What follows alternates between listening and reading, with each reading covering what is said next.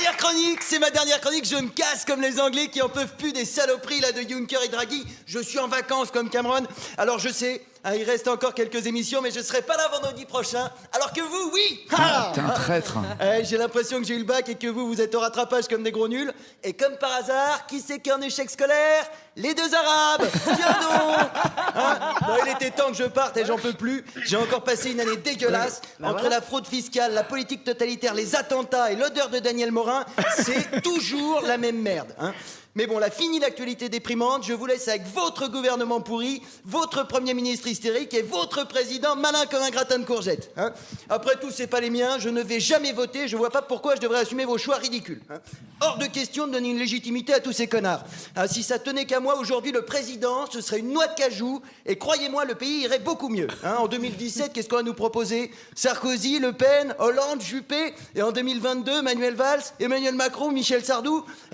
En fait, j'ai qu'à reprendre toutes mes vieilles chroniques, remplacer le nom des anciens enculés par le nom des nouveaux enculés, et être payé à rien foutre, ça me donnera l'impression d'être député. Ou d'être toi, Nagui. C'est toujours la même merde. Pas plus tard que mercredi, Balkany a été réinvesti par les Républicains. Mais Balkany, putain! Le mec, à lui tout seul, il engorge la justice française et on le récompense. Attends, t'imagines un peu les dossiers qu'il doit avoir sur les autres pour être encore là? Heureusement que Balkany, il est pas pédophile. En France, il n'y aurait pas un gamin qui pourrait s'asseoir, dis donc. Le mec, c'est plus un casier judiciaire qu'il a, c'est le 93. Au ministère de la Justice, ils ont été obligés de construire un nouveau bâtiment juste pour stocker ces dossiers. Ça fait mal au cul quand même, les dossiers judiciaires de Balkany, ils sont mieux logés que nos SDF. Et pourtant, des deux, c'est pas les SDF qui puent le plus. C'est toujours la même merde, on se croirait devant un film français. Hier, on a appris que le cimentier Lafarge, il finançait Daesh pour pouvoir continuer à se faire du blé. Monsieur marrant, ça on en a pas trop parlé dans les JT. Apparemment, Jean-Pierre Pernaut, il a préféré avertir les Français que le pain de seigle, c'est bon pour la santé, mais ça fait péter. De toute façon, Lafarge, ils en sont pas à leur coup d'essai.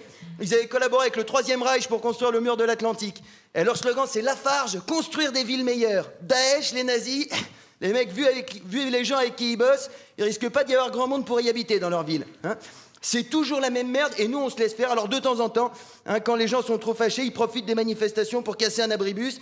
Et quand on regarde le 20h, on a l'impression que tous les manifestants ont violé des chatons juifs. Putain, c'est à JC Decaux les abribus.